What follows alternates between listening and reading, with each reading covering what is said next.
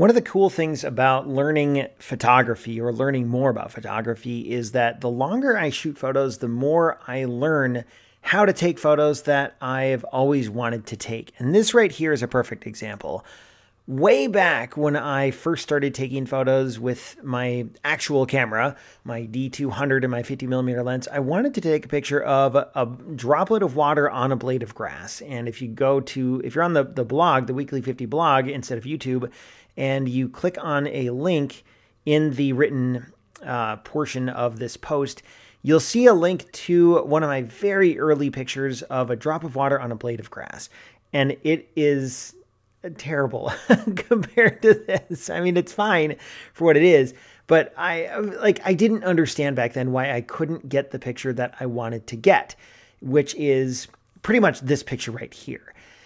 And it had to do with a lot of things. I mean, the camera was not that great. I didn't know how to focus. I didn't know how to frame my shot. I didn't have a lens that was capable of taking a photo like this.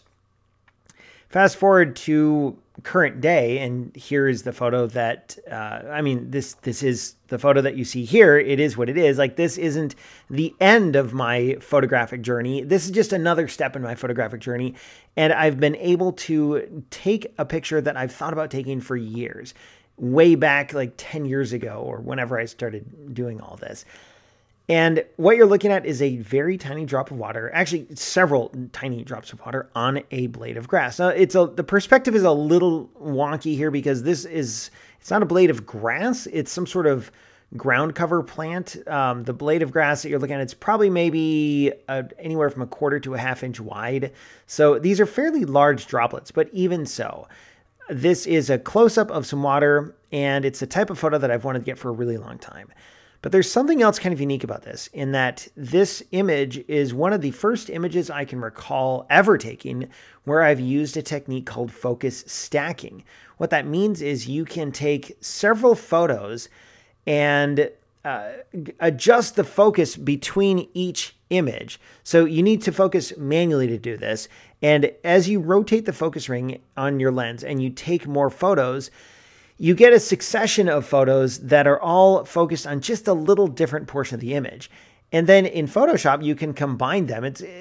You can do it manually, but there's an automated process to do it in Photoshop, which is what I used here. And it basically stacks all those. So you get one final composite with the in-focus elements of all the images all clearly visible. This means you can take a photo with essentially the best of both worlds, with a wide aperture, but also a wide depth of field. And you can't do that. The physics of taking this photo aren't possible in real life because I had to use, I think my aperture was f9.5, and you might think, well, that's plenty wide. Like that's wide enough to get a very wide depth of field, but it's not when you're this close.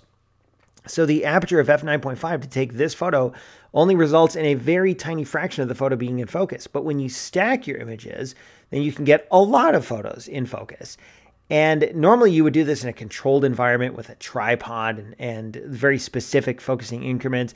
I didn't do any of that. I was just sitting by the edge of Theta Pond at the Oklahoma State University campus with my camera in my hand, adjusting the focus ring by hand as I just took like a series of shots. I put my camera on continuous shooting. Like, this is not a great example, but it was super fun to do this, and then super fun to see it actually work out when I stacked the images. If you've never tried it, I highly recommend it. You need a macro lens to do it. Well, okay, I guess you don't need a macro lens, but it's fun with a macro lens.